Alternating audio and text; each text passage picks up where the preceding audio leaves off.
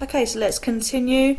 So question 5, a shape is drawn on a 1 centimetre grid.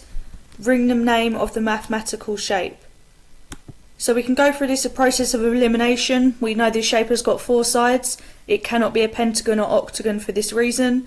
And it cannot be a square because not all of the sides are completely equal and the shape is clearly at a tilt. Okay, so the sides are equal, the angles are not equal. All angles are equal in a square, not all angles are equal in a rhombus. Therefore, my answer is rhombus. How many lines of symmetry does the shape have? How many times can I fold this shape and make it look exactly the same? I can only do that twice. So it only has 2 lines of symmetry. In order to work out the area of this shape, I'm going to split it into 2 triangles. Okay, you can see the base of this triangle is 4 and the height is 3. So I've got 4 times 3 over 2. So 4 times 3 is 12 over 2 is 6. This side is going to be the same. 6 and 6. So I'm going to add that together and my answer is going to be 12 centimetres squared. This bar chart shows the average monthly expenditure by category of households in a particular town in 2005 and 2015. So the key, the darker grey is 2005, the lighter being 2015. In which category was there a decrease in the average monthly expenditure between 2005 and 2015? So this is told us it's only going to be 1, it's only 1 mark. Which of these, the lighter grey is lower than the darker grey? There's only one, and that's entertainment. Okay, how much more was the average monthly expenditure on housing in 2015 than in 2005? So how much higher is this bar than this bar? Let's look at the scale of this y-axis. So from 500 to 600 I've got 1, 2, 3, 4, 5 lines, which tells me 100 divided by 5 is 20. So each line, each marker here is 20. So we've got 20, 40, 60, 80. So there's an £80 difference. The total average monthly expenditure in 2005 was £1,200. What percentage of this was spent on transport? So we're in 2005, dark grey, and transport. So we've got 220, 240. So we've got 240 over 1,200, which I can just break this down now to 24 over 120. Could half that to 12 over 60. Divide both sides by 6 to give me 2 over 10, which I know is equal to 20%. Okay, it's a non-calculator way of doing it. This is a non-calculator paper. You don't have to have broken it down like that.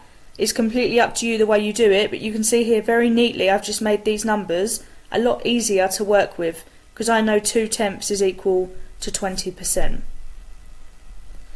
And there's a 3-mark question there.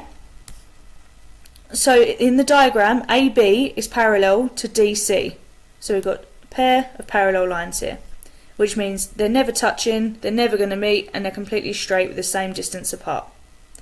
Work out the angle BDC. So BDC is this angle up here, because we're going from B to D to C. So it wants what's in between that, which is here. Give a reason for each angle you work out. Well, the first one I'm going to work with here is finding this missing angle. Note that this is a triangle. So the first thing I'm going to do is start with 180 because I know the angles in a triangle sum to 180 degrees. I'm going to minus 80 and then minus 56. So take away 80, take away 56, and I'm left with 44. So I can mark this angle in here as 44. Okay? Now what I'm going to do, because it asked me to explain each reason, I'm going to just write underneath angles in a triangle sum to 180 degrees. Okay, so every angle I work out I need to give a reason for. Now I notice when I look at this I can see a Z, a backward Z, which tells me it's a Z angle or an alternate angle. So alternate angles are equal, which means angle BDC, the one that they wanted from us, is the same as angle ABD. Therefore, it's 44 degrees.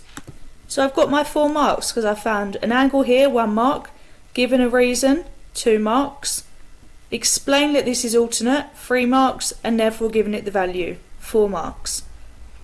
Now you cannot just put 44 and then 44 again and say they're the same. You have to use keywords. You have to use words like angles in a triangle, sum to 180 degrees. Alternate angles are equal. If you're only just going to put 44, you're going to get 1 mark. So please make sure when it asks you to give a reason, it's only a really small sentence. You could even do it with an arrow and just write angles in a triangle sum to 180. Just make sure you're giving that evidence and that explanation as to why you've found that angle. Okay? This is a nice 3-mark question here. Liam is 0.83 metres tall. William is 1.31 metres tall. Jacob is taller than Liam by half the difference between Liam and William's height.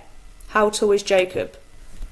So Liam is 0.83. William is 1.31. The difference between them, 1.31, take away 0.83. So to go from 83 to 100, we're going to add 7 to 90, then 10, and then add that to our 31. So 31 plus 17 is 48. So there's 0.48 metres difference between them.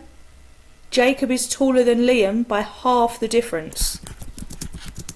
So half the difference is 0.24, because half 0.48 is 0.24. And Jacob is taller than Liam. So we're going to take Liam, 0.83, and add 0.24. So 0.8 and 0.2, that's going to give me 1. And then a 0.3 and a 0.4 is going to give me 0.7. So 1.07. Okay.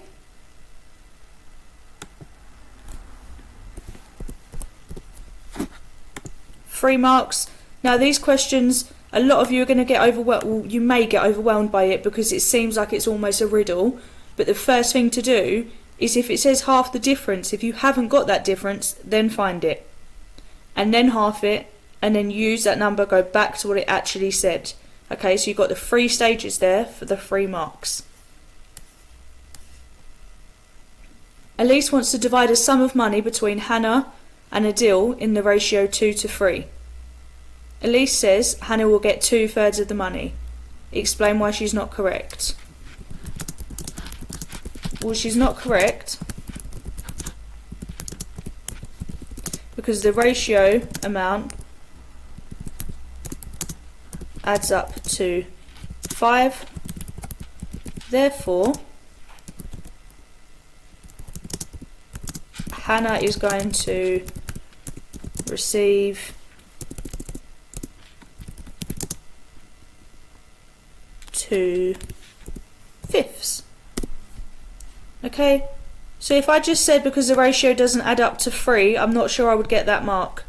Okay, so I'm just going to make sure there that I've put what she is going to receive. The ratio 2 and 3 is going to be a total out of 5, isn't it? It's not going to be a total of 3. So we just need to show that examiner that we understand that, and the best way to do it is actually to give the right answer as well. George has a different sum of money. He divides the money between Siobhan and Ewan. Ewan receives 11/17 of the money. Write down the ratio of the money Siobhan receives to the money Ewan receives. So he's got 11. How do I go from 11 to 17? I add 6. And it's as easy as that.